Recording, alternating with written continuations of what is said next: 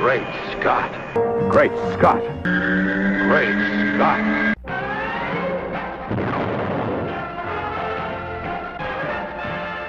Hello everyone and welcome to another episode of Great Scott. I'm Scotty V. Thanks for watching. So, Saturday, September 12th is our second day of Fandome, and for the watchers and viewers and subscribers of the Superman homepage, it's a good day because all of the Superman stuff was moved to day 2, and they've refined it a little bit so it's easier to sort of access the stuff. I've just watched my first panel, which was Superman, an Enduring Symbol of Hope, hosted by Brian Michael Bendis, who has been on Superman and Action Comics for a number of years now. Some people like him on the book, some people don't. Some people have liked some of the changes that have been made, some people don't. I personally have not been reading Superman comics for a number of reasons. I sort of fell out of it when the whole changeover was going on.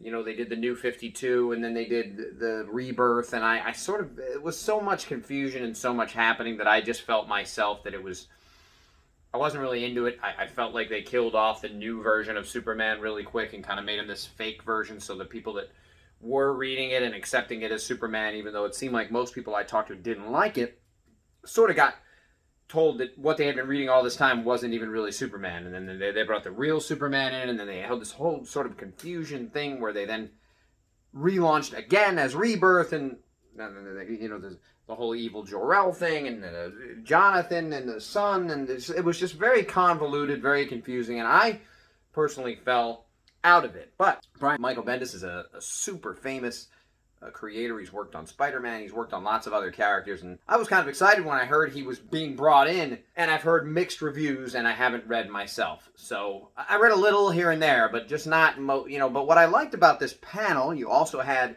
Gene Yang and you had Dan Jurgens. You sort of have this wide degree of Superman creators. Brian Michael Bendis has been around a long time, been on lots of books, now on Superman.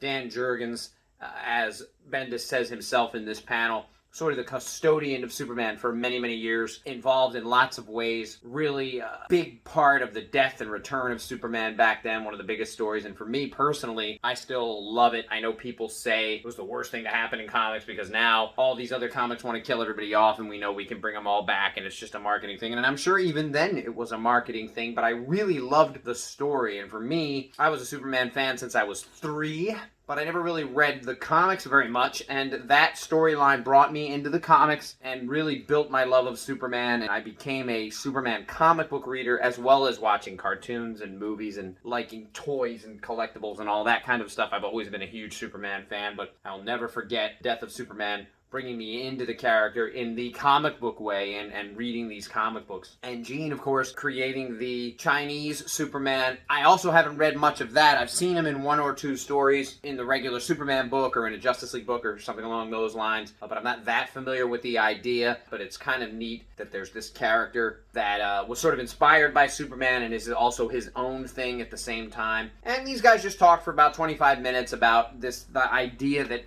Superman is an enduring symbol of hope, and that these days, with the world the way it is and things going the way they are, we may need Superman in our lives even more than we've ever needed him before, because he stands for the types of things that we need: hope, acceptance, love, help, a desire for everyone to be better and get what they need out of life and in their lives, things that Superman really has always stood for, whether you call it the American way or whether you just call it hope in general, truth, justice, and all of the things that Superman brings to the table. And it's the idea, Bendis says, that the American way just sort of stands for these ideals, the idea that everyone deserves truth and justice, and everyone deserves, to be protected and to have the good things in life and to be allowed to experience the possibility of the greatness that the idea of the American way could be. And I love that idea of Superman. I love that thought of Superman, and I think